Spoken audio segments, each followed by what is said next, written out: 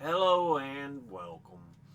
My name is Alan, and we are back with more Know Your Members of Congress for the 119th Congress. Today, we are looking at Representative Henry Cuellar. He is the representative for the 28th District of Texas, which goes from the not the southernmost, but pretty far down south along the west southwestern border with Mexico and goes up northeasterly and covers a good portion of San Antonio. He is a Democrat, and before he took office, he was preceded in office by Ciro Rodriguez. Now, let's go ahead and take a look at who Henry Cuellar is as an individual. He was born in Laredo, Texas on September the 19th, 1955. Graduated from J.W. Nixon High School in Laredo, Texas in 1974. Earned an Associate of Arts from Laredo Community College in Laredo, Texas in 1976. Earned a Bachelor of Science from Georgetown University in Washington, D.C. in 1978. Earned a JD from the University of Texas in Austin, Texas in 1981. Earned a Master's of Arts from the Texas A&M International University in Laredo, Texas in 1982, and earned his PhD from the University of Texas in Austin, Texas in 1998. Has been a private practice lawyer, member of the State House of Representatives 1987 to 2001, unsuccessful candidate for election to the 108th Congress in 2002. He was the Texas Secretary of State in 2001 before being elected as a Democrat to the 109th and 10 following Congresses. So he is in term 11. Now, let's go ahead and look at the committees he is on. He is on the Committee on Appropriations, of which he's on the Subcommittee on Defense, the Subcommittee on Homeland Security, and the Subcommittee on Military Construction, Veterans Affairs, and related agencies. Now, let's go ahead and look at his top 5 individual donors and contributors over this last election cycle. At the top, number 1, we have AIPAC, the American Israel Public Affairs Committee, which is a pro-Israel lobbying group that advocates its policies to the legislative and executive branches of the U.S. and is one of several pro-lobbying organizations, and has been called one of the most influential lobbying groups in the U.S. It was founded in 1954 by lobbyists for the Israeli government, partly to counter negative international reactions to Israel's Gibeah massacre of Palestinian villagers that year, and it became a powerful organization during the 1980s. In 2002, it expressed intent to lobby Congress to authorize use of force in Iraq, and in 2003, the Iraq War was defended at AIPAC events. In 2005, Pentagon analysts pled guilty to espionage charges of passing U.S. government secrets to AIPAC officials in what became the AIPAC espionage scandal. They are vile, evil, evil people. Altogether, they have donated $48,600. And once again, that's AIPAC. Next, at number 2, we have Select Dedicated Solutions, and they are headquartered in Laredo, Texas.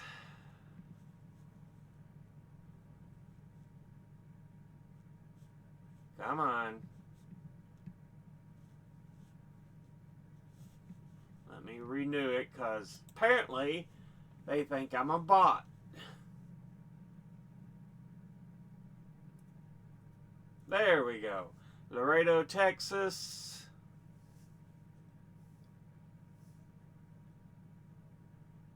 Is where they're headquartered.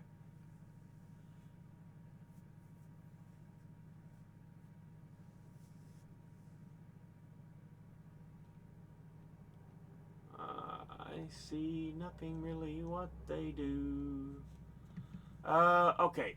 They provide logistics, warehousing, management, and trucking services, and other ancillary services. So they're a transport company.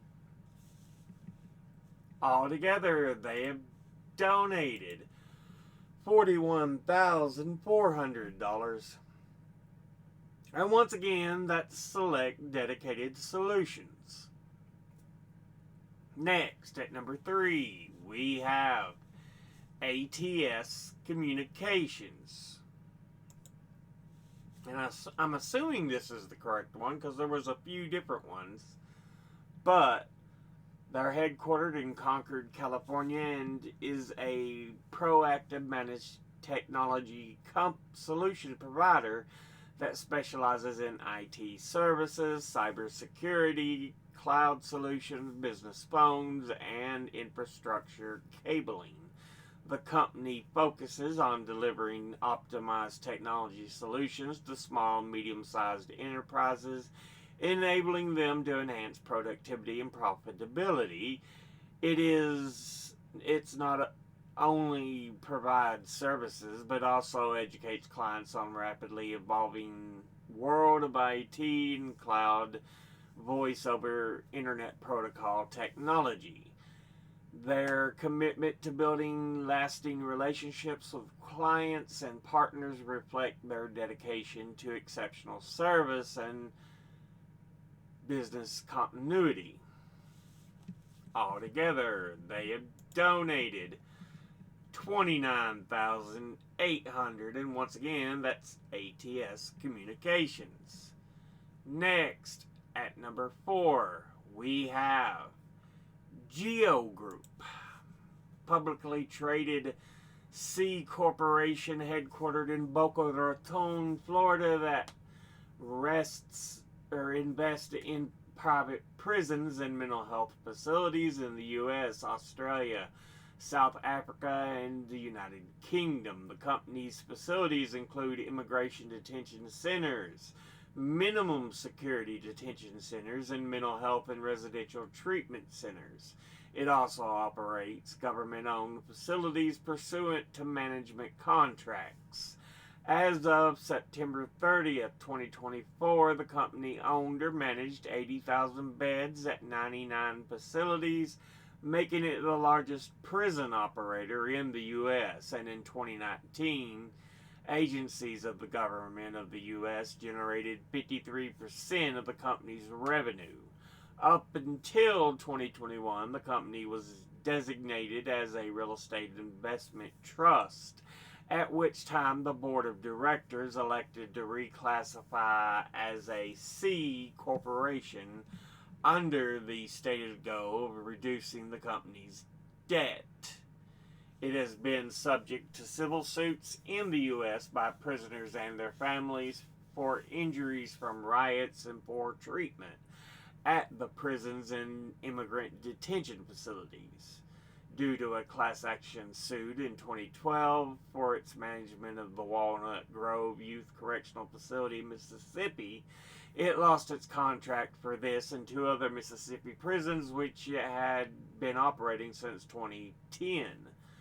Related federal investigations of kickback and bribery schemes associated with nearly $1 billion in Mississippi state contracts for prisons and related services have resulted in the criminal prosecution of several public officials in the state. Let's see. So it goes over a number of other issues they've had as far as their facility, the way they've treated people. It was founded in 1984, and altogether it has donated $29,200. And once again, that's Geo Group. Finally, in fifth, we have, it says Border Health, but there are several Border Health. When you look up Border Health on Google, there's a CDC page about it, Border Health and Migration. There's a U.S. Department of Health and Human Services, U.S.-Mexico border area, talking about the health. There's the Regional Center for Border Health out of Arizona. And there's even the Texas Medical Association talking about border health. I don't know which one, who, what. I mean, the likely would be the Regional Center for Border Health out of Arizona, but I have no verification. I wish that they would better confirm who these donors are. Anyway, altogether, they've donated $25,000, and once again, that's Border Health. Now, let's go ahead and look at the top 5 industry donors and contributors over the last election cycle. At the top, number 1, we have oil and gas, who altogether donated $194,146. Next at number 2 is Securities and Investment, who altogether have donated $138,200. Next at number 3 is Lobbyists, who altogether have donated $314,896. Next at number 4 is Health Professionals, who altogether have donated $101,670. And in 5th is Pro-Israel Groups, who altogether have donated $99,100. Now let's look at his donors at a glance, and I can already tell you there's some horrible ones on here. Individually, APAC, boo, suck. Select Dedicated Solutions, nothing wrong with trucking. We'll say, okay, good. ATS Communications, I don't know much about them. We'll say fine, okay. Geo Group, boo, suck. Border Health, I don't really know who they are. We'll say fine, okay. Industry-wise, oil and gas, ooh. Securities and Investment, boo, suck. Lobbyists, boo, suck. Health Professionals, good, great. Pro-Israel Groups, boo, suck. Altogether,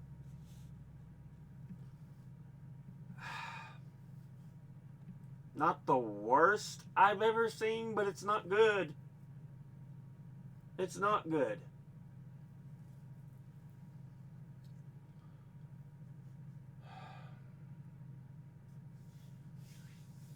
Yeah, get rid of your pro-Israel groups, especially APAC. Get rid of the pro-private prison groups like Geo Group. Securities and Investment, Lobbyist, pro-Israel groups, all of them need to go.